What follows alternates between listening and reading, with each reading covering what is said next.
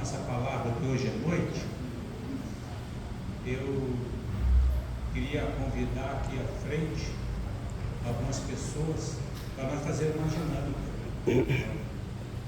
Vai lá, Mac.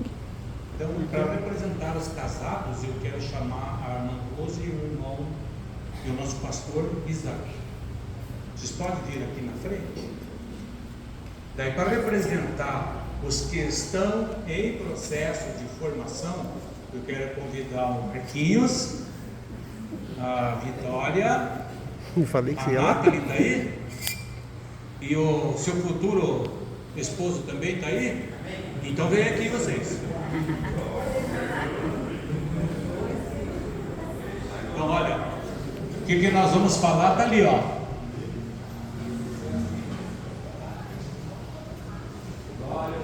É um processo. E ali embaixo, o que está escrito na tarja preta? Não é medicamento, viu? Todo o processo envolve etapas.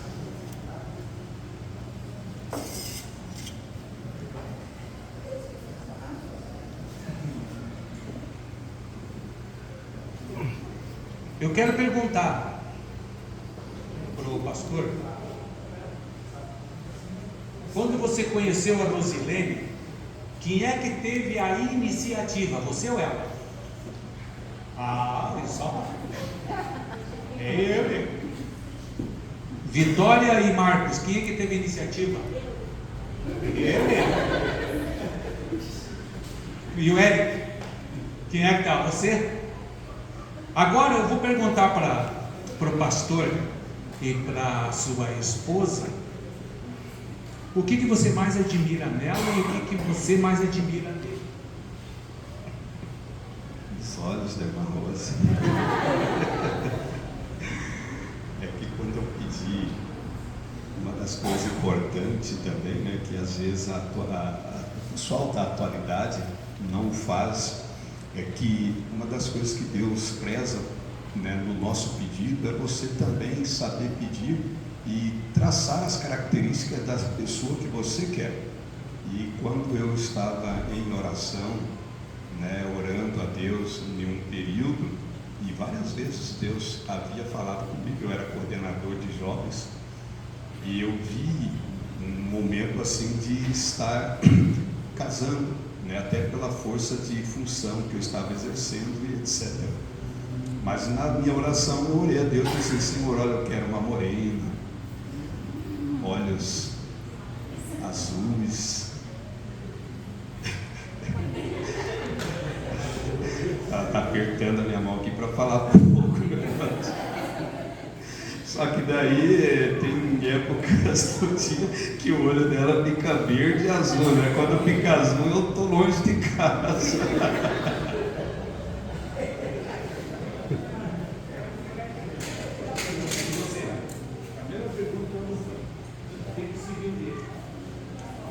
Primeiramente, a sinceridade e a cor da pele.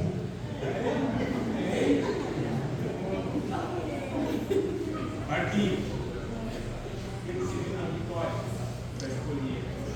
primeiramente, que ela é uma mulher de Deus, era o que eu mais orava, para encontrar alguém que pudesse me ajudar, a seguir sempre no caminho do Senhor, que me pudesse estar do meu lado ali, né, sempre me apoiando. Segundamente, a beleza, né? Meu Deus do céu.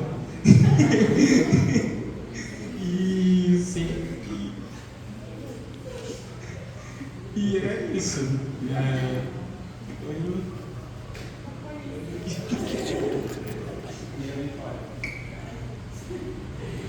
É muito lindo.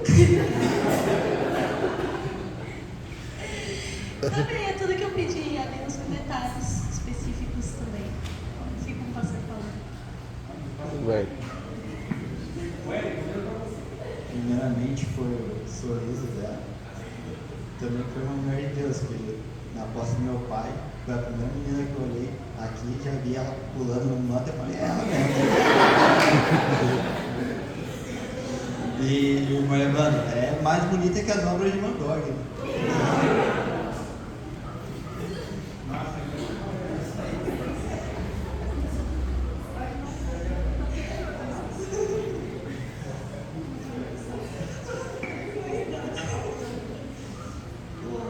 pergunta foi o que eu admiro e o que me fez escolher ele. O que eu admiro no Eric é que ele é uma pessoa muito calma, muito diferente de mim.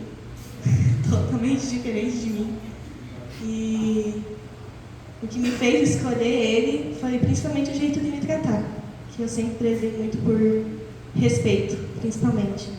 E ele tem muito respeito por mim e acho que foi isso que me encantou nele. Agora, eu quero convidar a nossa prezada irmã Débora e o seu esposo para eles entoarem um cântico que eu acho ele muito bonito. E quero que esse cântico que ela vai louvar a Deus seja também dedicado para todos vocês que formaram um dia a sua família. Então esse louvor é a Deus. Em segundo, para falar da nossa convivência com a nossa cara metade. Irmã Débora.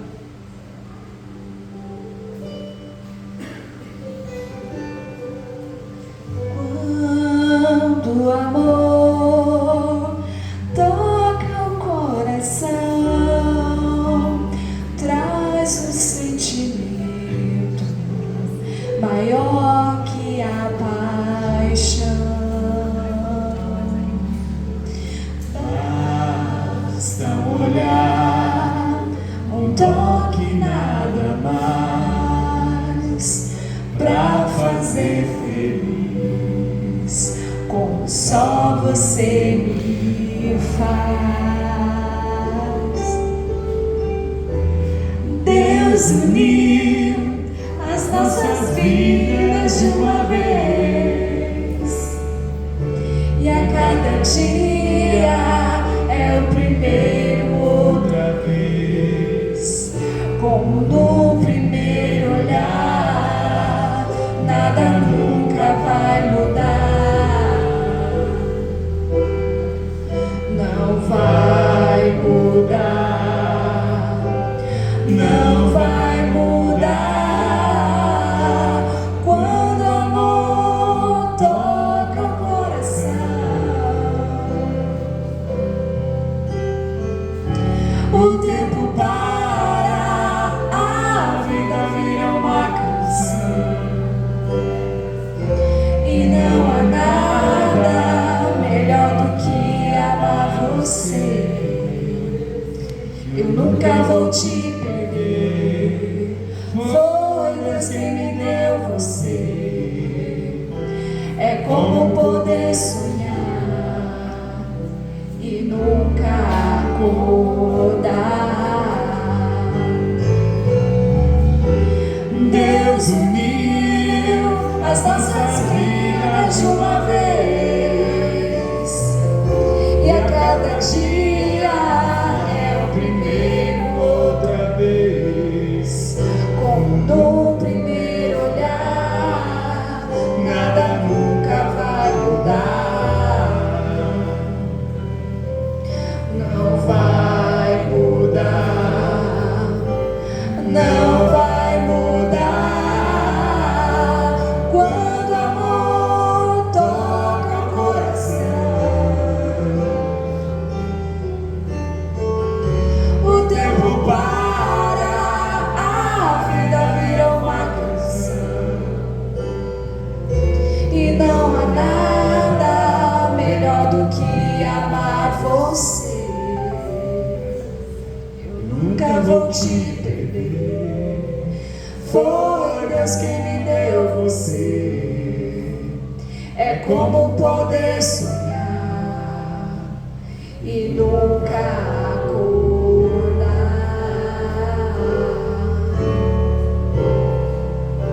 e nunca acordar. Amém. Obrigado por vocês fazerem parte dessa dinâmica. Obrigado, Débora. Obrigado ao nosso maestro aí, o irmão Ivan. E na canção tem uma parte que que a vida vira uma canção. Uma canção, ela tem um compositor, não é, irmão? E ele vai, inspirado, cantar uma música, e daí ele vai colocar uma letra nessa música. Mas a música, ela tem a sua tonalidade, ela tem o seu andamento, tem as suas fermatas, tem as suas notas de 4 tempos, de 2 tempos. A mulher, quando fica nervosa, é aquelas notinhas que são bem rapidinhas. Como é que é o nome dela, chefe? Semicolcheia. Hã? Semicolcheia. Semicolcheia. Daí a mulher, quando ela dispara, é a semicolcheia, faz parte da canção. Tem vezes que a mulher diz assim: Erques. Ela fez o quê? Usou uma nota de 4 tempos e uma fermata ali, para dar o tempo. Então, quando ela faz isso, é para chamar a atenção. Então, a nossa vida é uma canção. Tem dias que o sol está brilhando, mas nem todo dia faz sol.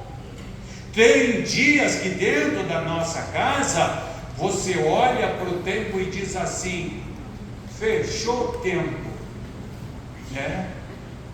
Fechou o tempo, lá vem raios e trovões, e todo mundo olha para o céu e diz assim: mas que céu feio! Mas só que tem o seguinte: o lavrador, quando ele vê esse céu que nós chamamos de feio, ele levanta a mão e diz: glória a Deus, porque vai chover. Então a chuva é uma bênção na tua vida. E eu quero falar então deste processo da formação da família. E o processo da formação da família é por etapas. Quantos aqui gostam daquela paçoquinha amarelinha que vende? Vocês gostam? Que dá para pôr ali no arroz doce, dá para colocar na canjica. Mas como é que ela chega naquele formato quadradinho e docinho? Tudo é processo. Primeiro, o lavrador, ele vai escolher a semente, ele vai lavrar a terra, ele vai plantar a semente e ele tem que estar de olho no tempo. Ele sabe a estação propícia para aquela semente germinar. Então tem a safrinha e tem a safra, né? A safrinha é aquela pequena, mas a safra é aquela grande. E ele vai plantar a semente do amendoim, e daí ele vai contar com os céus para chover, porque o céu tem que ficar escuro, porque senão aquela semente não germina. Jesus disse: se a semente caindo na terra não morrer, o que acontece? Ela não produz nada, por isso que tem que morrer. Então quando você casa, o teu eu morre. E agora não é mais o eu, agora somos nós. Vai nascer junto. É você que tem que adubar, é você que tem que regar. É como uma flor, como dizia o poeta: para ser uma flor bonita, você tem que regar todo dia, com amor e harmonia. É o poeta que escreveu. Então, na nossa vida, nós temos um processo. Quando ele olha para o campo e no mesmo instante aquelas milhares de sementes estão nascendo, estão verdinhas, ele diz: glória a Deus, eu vou ter uma boa safra. Depois ele espera o período da maturação. Daí vem a época da colheita, vem a época em que tem que passar pelo processo de descascar aquele amendoim. Depois ele vai para o processo da torrefação. Nesse processo da torrefação, aquela pelezinha vermelha cai fora e fica o amendoim nuzinho. Depois vai para a moagem. Da moagem vai para o processo de de misturar o açúcar com aquela paçoquinha moída. Depois vem a prensa, depois vem a embalagem, depois é enviado para o comércio até que chegue na tua mão. Então é tudo um processo. Família é um processo. Nós perguntamos agora aqui para os irmãos que estavam aqui, né? Quem é que teve a iniciativa? Todos aqui partiram do homem a iniciativa de conversar com aquela que seria a sua esposa. Pode passar a lâmina número 2, irmão, para nós.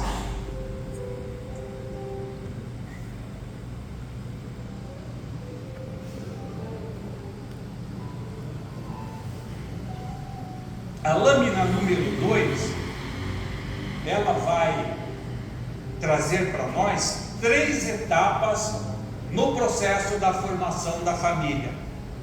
Enquanto eles colocam lá, eu vou dizendo para os irmãos. O primeiro processo é o processo social. O segundo processo é o processo emocional. E o terceiro processo é o processo espiritual. Daí, na lâmina número 3, nós vamos encontrar que a etapa social eu chamo de etapa romântica. A Débora não cantou aqui uma canção romântica? Cantou. Quem colocou o romantismo no homem? O próprio Deus. Deus colocou a vontade, Deus colocou o desejo, Deus colocou o sentimento. O Isaías conheceu a esposa, ela era bem nova, não era? Olha só. E não é um processo? É um processo. Então, nessa etapa social, vai acontecer o que? A fase romântica.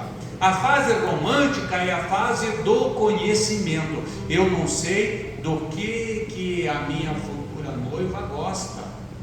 Eu não sei o tipo de perfume que ela gosta, o tipo de alimento que ela gosta.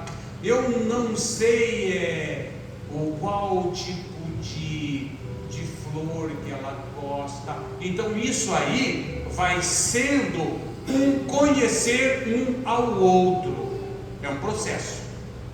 Daí vai saber que roupa colorida que ela gosta, né? O perfume que ela gosta, o alimento que ela mais gosta, o sapato, a bota, a sandália.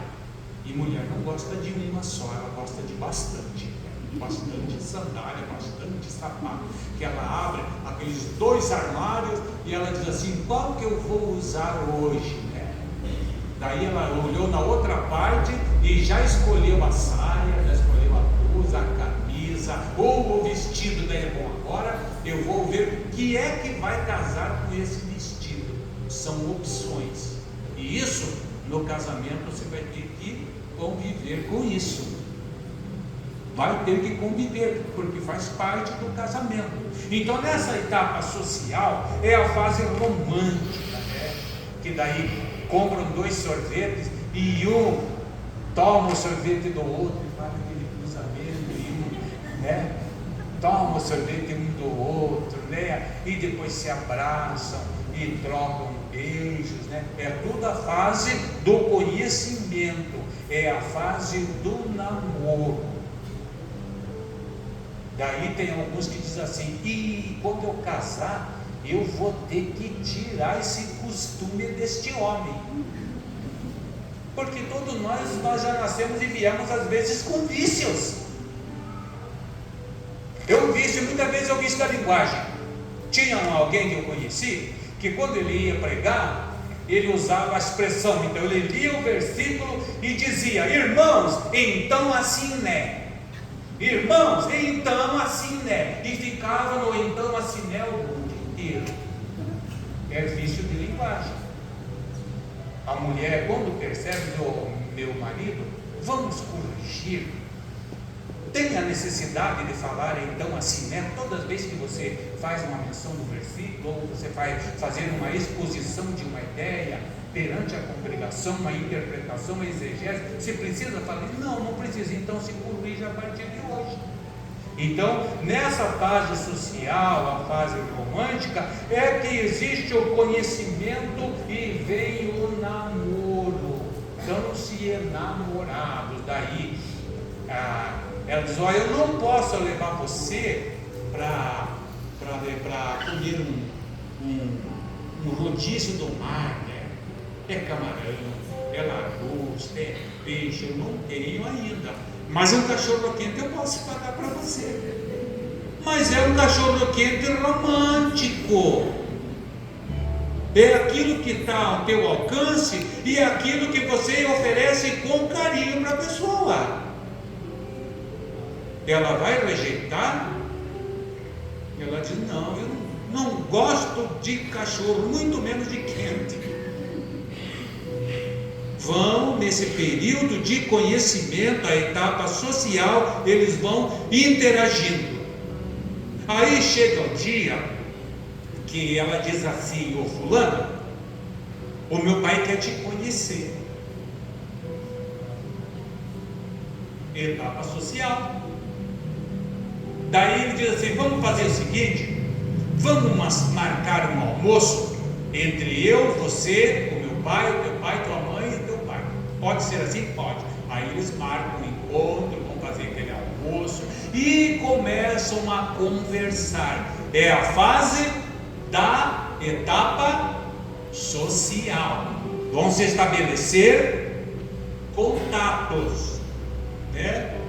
A próxima lâmina, irmão, por favor. É a etapa social. Agora vem a etapa emocional. Então já se conheceram, um já frequenta a casa do outro, os pais já se conversam, já conversam uma conversa muito mais aprofundada do que da primeira vez, onde os dois estão emocionalmente unidos. Então, nesta fase se estabelece a fase do quê? Do compromisso. E a fase do compromisso é celebrado com o noivado. É o processo de formação da família. Primeiro vem o namoro, depois vem o noivado. É uma etapa social primeiro, depois a emocional, né? Daí o dia que ela faz aniversário e ele está num trabalho muito pesado e esqueceu, quando ele chega à noite, que ele olha para a noiva, aí ele disse assim: eu vou observar um versículo da Bíblia que diz assim: fugir da aparência do mal. Ela está com a cara feia para ele. Você não esqueceu, você acabou esquecendo um dia importante na minha vida, que é do meu aniversário. Nem uma mensagem, nem um cartão, nada. Aí ele vai apresentar as suas desculpas. E ela vai dizer assim: meu amor, eu te entendo. Você está trabalhando para montar uma casa onde nós vamos morar. Então aí entra a compreensão. Então nessa etapa emocional, eles já vão dizer assim: olha, eu quero um casamento, eu não quero casar na igreja, eu quero casar numa chácara. E eu já visitei alguns sites que eles fazem esse casamento lá na chácara, e nessa chácara já tem um lugar onde dá para receber até 300 convidados, é um salão grande, tem uma cozinha espetacular. Daí eles vão fazer a sondagem, é o emocional que está envolvido. Aí vão contratar o buffet, vão contratar os arranjos, vão contratar aquele que vai tocar como é que se chama aquela música do casamento? A marcha nupcial. Tem soldado junto? A marcha não tem soldado? Tem. Mas tem soldado lá? Não. Não tem, é só uma marcha. Não é música, é uma marcha. E daí contratam eles que vêm com aquele, é clarim o nome daquilo? Com o clarim, né? Eles vão tocar, né? E quando toca, todo mundo se arrepia, todo mundo se emociona, é a fase emocional. Daí todos os convidados estão presentes. Só cuidado para não levar calote da empresa que você vai contratar, porque daí você vai ter que acabar dando para eles água de açúcar e pão com banha. Essa é a comemoração, tem que tomar um cuidado. Depois dessa fase emocional, vem a outra lâmina, e essa lâmina é a etapa espiritual. Então envolve tudo, envolve a etapa social, envolve a etapa emocional e a etapa espiritual. É quando você vai chegar para o celebrante e vai dizer: pastor, nós teríamos uma grande honra do senhor celebrar o nosso casamento. O senhor aceita? Ele disse: aceito. E daí o que o pastor vai fazer?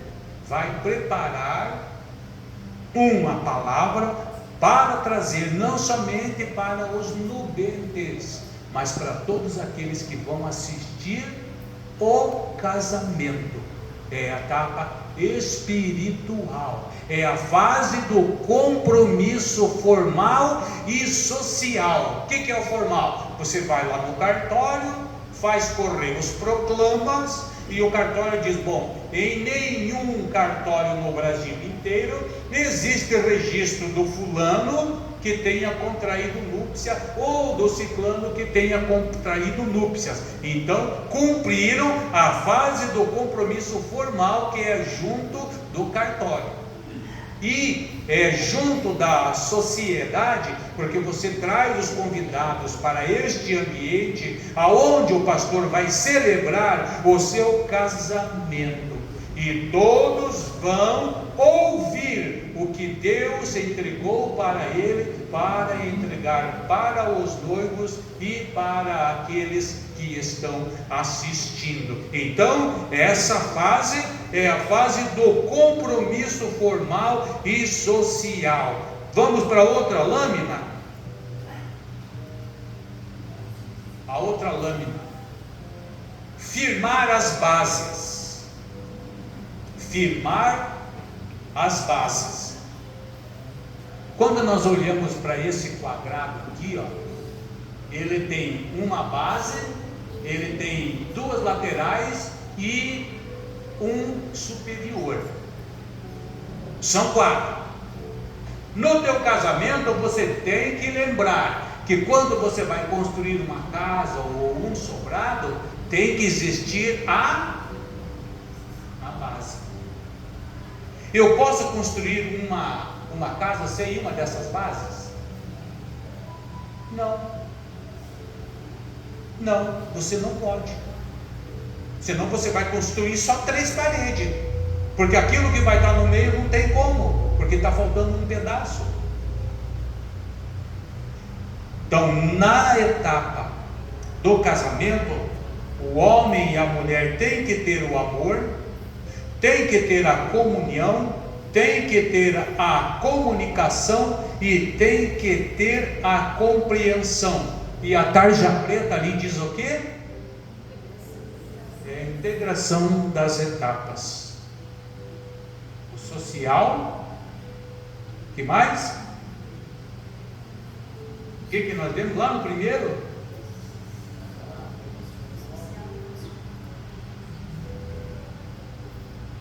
O social, o emocional e o espiritual. Isso tem que ter dentro dessa casa aqui. É a integração dessas etapas. O amor. O que é o amor? Amor é você trazer presente de segunda a domingo, de 1 a 31 para a mulher. É assim que funciona? Não. Amor é doação. Amor é você se doar pelo outro, é você entregar o melhor de si para o outro, é você conhecer os gostos da tua mulher e você diz assim: amor, hoje eu trouxe uma coxinha, a minha mulher já tem a preferência dela, né? Então tem que saber comprar. Gosta de um pastel recheado, né? Daqueles especiais, né? Gosta. Gosta de pizza? Gosta. Então tudo isso você entrega para ela com amor, você trabalha para entregar para ela, quer seja uma coxinha, quer seja um pastel, quer seja uma pizza, mas com amor. É com amor. Outra base da formação do casamento é a comunhão. O que é comunhão? Você partilhar com ele de tudo que você sabe. Você fazer essa comunhão. Ontem o que nós celebramos aqui? A ceia. A ceia é o quê?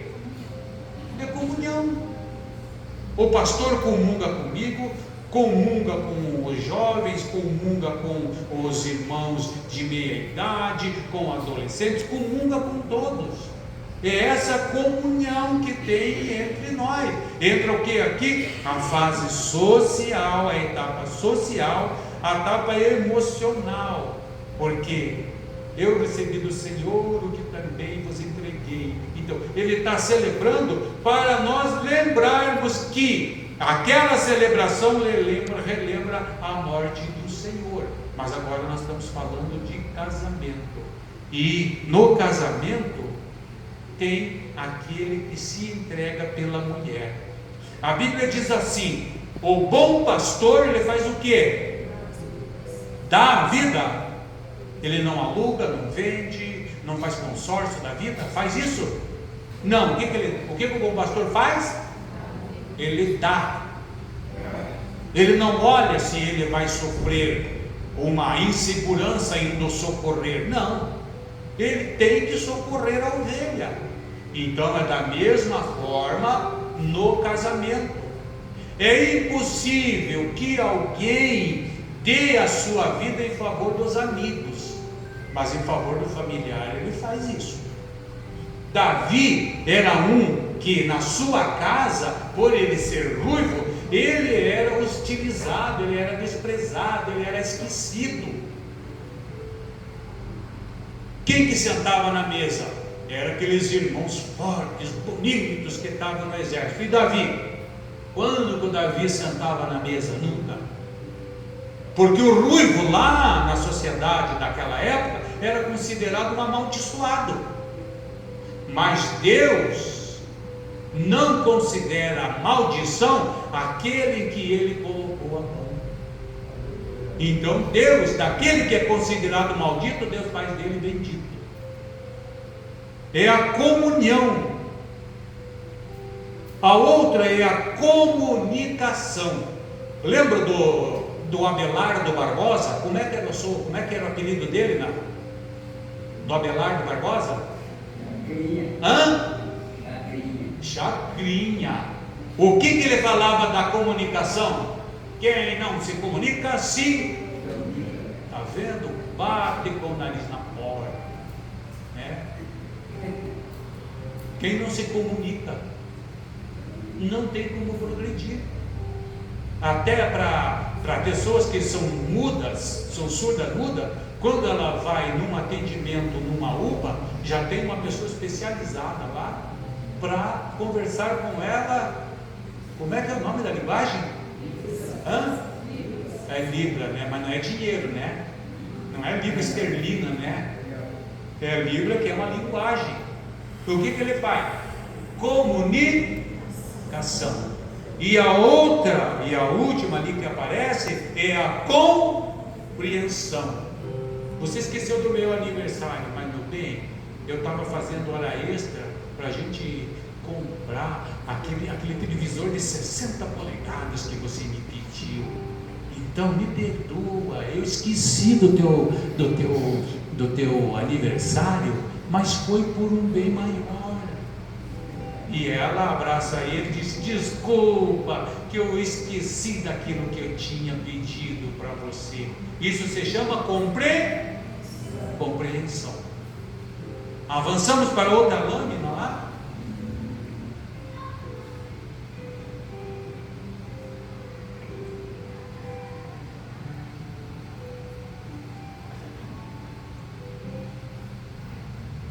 Será que não tem mais nenhuma?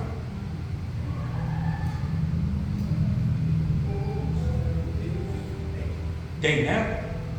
Agora nós vamos falar da comunhão e comunicação. Veja lá, deve ser a lâmina número 7. Nessa comunhão e comunicação, nós vamos ver que a Bíblia ela dá exemplo de comunhão e comunicação. O primeiro que está ali, número 1, era Adão e Eva. Adão e Eva, diz o Gênesis, que na viração do dia, Deus vinha visitar aquele casal que estava no jardim. Tinha comunhão? Tinha. Tinha comunicação? Tinha. Se para Adão e Eva, que era o primeiro casal, Deus foi aquele que comungou e se comunicou, por que nós não copiamos? Temos que ter comunhão e que temos que ter a comunicação, e isso Deus tinha com Adão e com Eva. No número 2, nós vemos quem que é o personagem que está ali. Deus falava com Abraão? Falava. Deus falava com Abraão. Vocês lembram quando Deus resolveu destruir Sodoma e Gomorra? Que ele aparece lá nos carvalhais de Moré. Quem que chega lá? Chegam as pessoas que ele nunca tinha visto. E daí ele chega para ele e diz assim: fiquem aqui, sentem aqui, que eu vou preparar, vou pedir para alguém matar um cabrito daqueles bem novinho, que a carne é bem tenra, e vocês vão comer aqui comigo. E já providenciou mel, já providenciou coalhada, já providenciou o leite, e já disse para o criado: ó, traga uma água bem fresquinha para lavar os seus pés, porque eles estavam cansados. Então a cerimônia do lava-pé não é de Jesus, é lá de Abraão. E Jesus está repetindo o que aconteceu com o nosso patriarca Abraão. Então, o Abraão celebrou com os anjos ali a comunhão e a comunicação. E aí Deus diz assim: esconderia eu alguma coisa do meu, como é que ele chama Abraão? Amigo. Deus chama Abraão de amigo, e entre o amigo, os amigos, tem que existir comunhão e tem que existir comunicação. Jesus disse assim: eu não vos chamareis de servo, porque o servo não fica atrás da porta escutando o que o seu Senhor está falando, ele não sabe, ele só sabe obedecer. Vai, vem, faça, não faça. Ele só sabe obedecer. Mas quando é amigo, sabe o que ele faz com o amigo? O amigo é aquele que você chama para a tua mesa. Mesa é intimidade. Eu chamo as pessoas para a minha mesa, para tomar um café, para celebrar um aniversário e fazer um almoço, porque existe comunhão. E para que a pessoa chegue na tua casa, você tem que ser comunicar. Você tem que dizer: olha, eu estou fazendo um arranjo ali para que no dia tal você vai lá na minha casa que nós vamos fazer um almoço. O que ele está dizendo? Eu tenho comunhão com você e eu estou comunicando com você. Daí a pessoa, quando chega na casa do amigo, ele traz um presentinho para o amigo, né?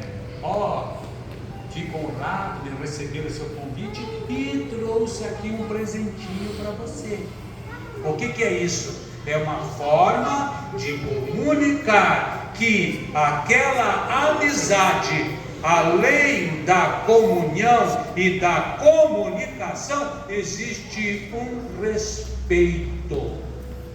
E é isso que tem que existir no casamento. Adão não amava Eva? Amava. Deus deu uma anestesia nele. E quando ele está meio grogue ainda, isso eu que estou pensando, viu?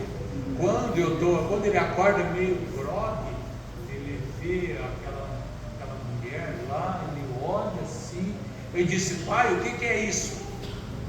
Ah, isso aqui é o seu presente. Oh! Como é que ele vai casar se ele não tem noivo, ele não tem namorado, ele não tem mulher? Foi Deus que formou a Eva para ele, e Deus formou da onde? Da costela. Quando nós estudamos um pouco de anatomia, e nós vamos ver a formação do sangue dentro do homem, ele se dá principalmente nos ossos chatos. Ossos chatos. É ali que se forma o sangue do ser humano. Quando a criança é pequenininha, todos os ossos do corpo da criança, eles produzem o sangue. Quando é adulto, já é mais a costela. E da onde que Deus tira a mulher? Da costela, que é uma fábrica de sangue. E daí Deus faz a melhor cirurgia plástica que existe, porque de um osso ele fez um manequim. E quando o Adão olha para ela, ele diz assim: essa será chamada ossos dos meus ossos e carne da minha carne.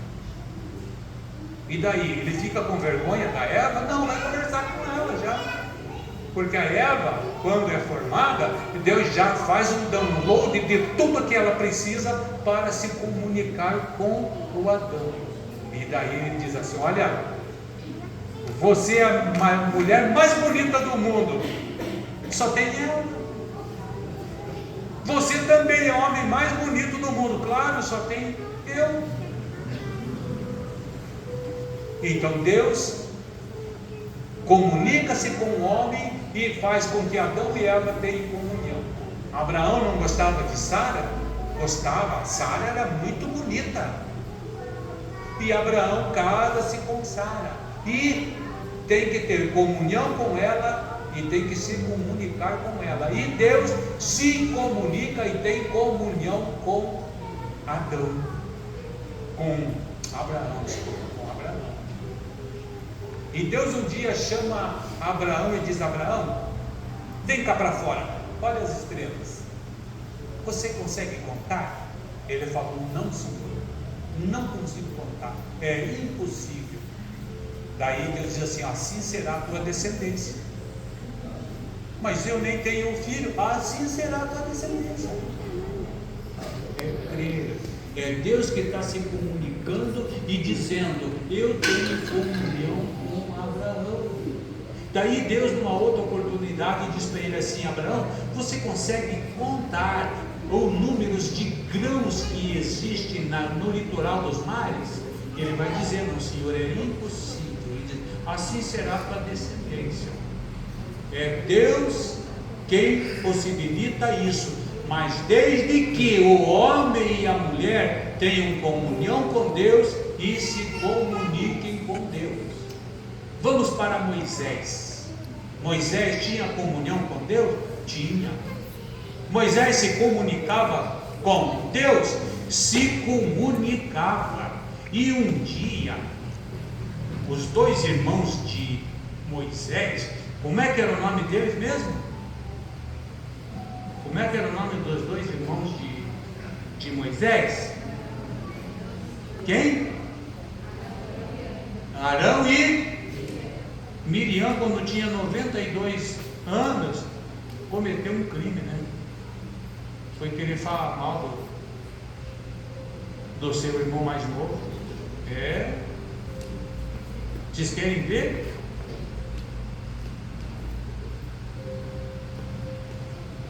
Números, confira lá na sua Bíblia, Números, capítulo 12, o versículo 7 e o versículo 8. Alguém achou? Pode ler para mim aqui? Pode vir aqui, irmão. Presta atenção no que ela vai ler. Boca a boca falo com ele, e de vista e não por figuras, pois ele vê a semelhança do Senhor, porque pois não tivestes temor de falar contra o meu servo, contra Moisés? Está vendo? Deus comunicava com Moisés? Comunicava. Deus tinha comunhão com Moisés? Tinha comunhão com Moisés. Mas quando querem pisar no dedinho de Moisés, Deus toma as dores de Moisés. E Deus assim: Moisés, convoque Miriam e Arão, e vocês vão lá para a frente da tenda da congregação, e lá eu falarei com vocês. E aí Deus chama a atenção de Arão e chama a atenção de Miriam. Por quê? Porque eles tinham ciúme de Moisés. Moisés era o mais novo. E daí Deus entregava uma mensagem para Moisés, e Moisés entregava uma mensagem para o povo. Passavam uns dias, Deus entregava outra mensagem para Moisés, e Moisés comunicava ao povo. E aí a Miriam chegou para o Arão e disse: viu só? Até parece que nós não somos filhos da mesma mulher. Até parece que nós não existimos. É só Moisés. É Moisés. É Moisés. E nós? Aí Deus diz: vamos lá para frente da tenda da congregação, que eu quero falar com vocês. Aí Deus diz para ela: olha, quando quero falar com um profeta, eu me manifesto a ele por meio de sonhos e de visões. Mas com Moisés é totalmente diferente. Eu falo com ele boca a boca, olho no olho. Por quê? Porque Moisés tinha comunhão com Deus e Deus tinha comunhão com Moisés. Moisés se comunicava com Deus e Deus se comunicava com Moisés. E o que aconteceu com Miriam? Quando Deus se retirou da tenda, quando o Arão olhou para Miriam, ela estava o quê?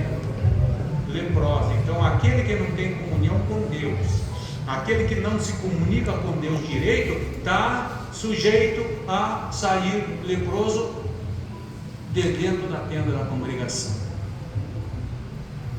Temos que ter comunhão e comunicação. E para nós encerrarmos, nós vamos ver Daniel capítulo 10, o versículo 10 e o versículo 11. Vou passar uma informação aqui. Quantos filhos teve Daniel? 1, 2, 3, 4. Quantos?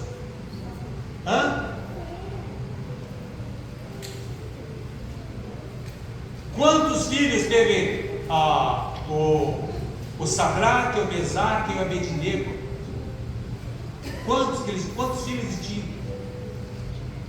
Nenhum, porque eles eram eunucos. Quando eles chegam na Babilônia, o que dão orientação para ele? Vai e apresentem-se a Aspenaz, que é o chefe, chefe do eunuco. Então ele não podia ter filho. Mas vejam o que é que o anjo fala de Daniel. Pelo fato dele ser um homem eunucuidado, vejam o que o anjo fala de Daniel lá. Daniel capítulo 10, o verso 10 e o verso 11. Quer ler, irmão? Por favor.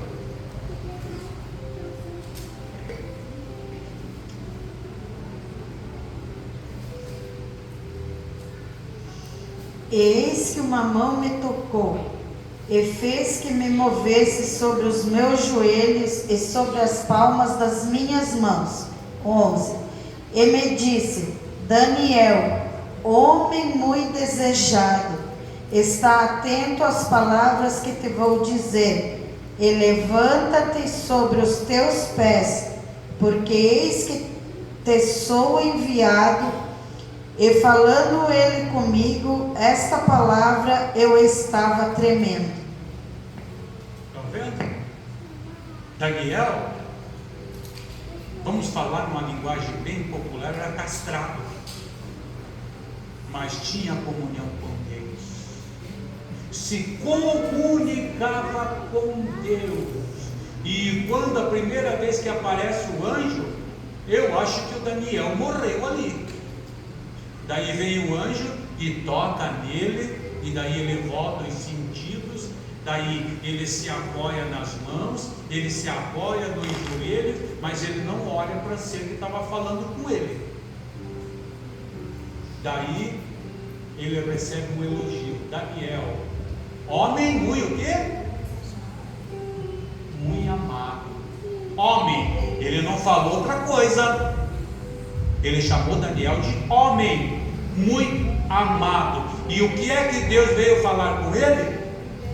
Muito desejado. Seja lá nos céus, todo mundo ouvia falar de Daniel. Ele passou por 3 reinos. E geralmente, quando um rei invade um reino, ele mata todos aqueles que pertencem à cúpula de governo daquele reino. Ele mata todo mundo. Ele mata o rei, mata a rainha, mata os filhos, mata todo mundo. Mas Daniel, Deus é tão poderoso na vida dele, que veio o primeiro rei, não fez nada contra a vida de Daniel. Veio o segundo rei invadir, não fez nada com Daniel. Sabe por quê?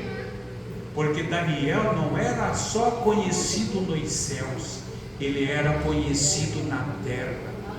E eles perguntavam: mas como é que esse rei tem homens tão sábios no seu reino?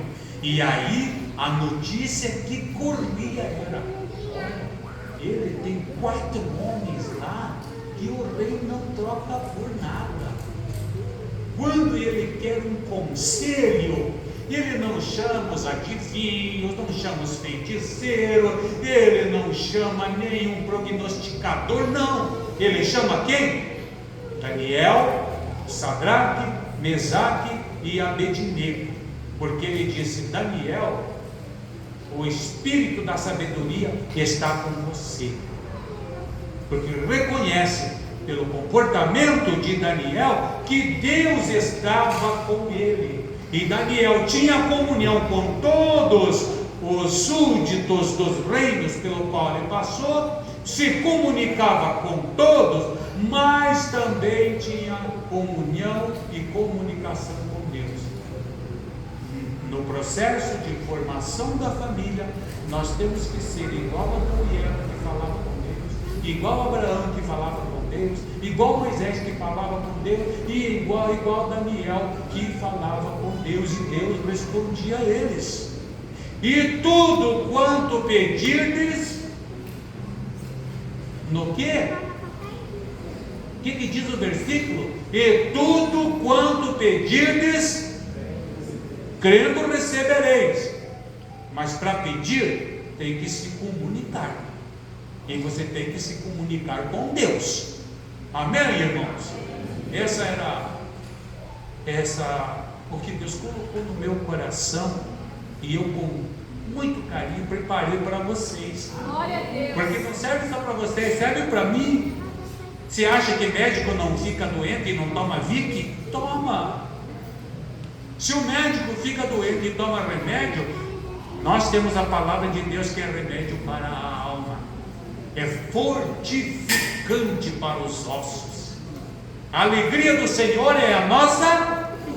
Então alegrem-se no Senhor. Amém.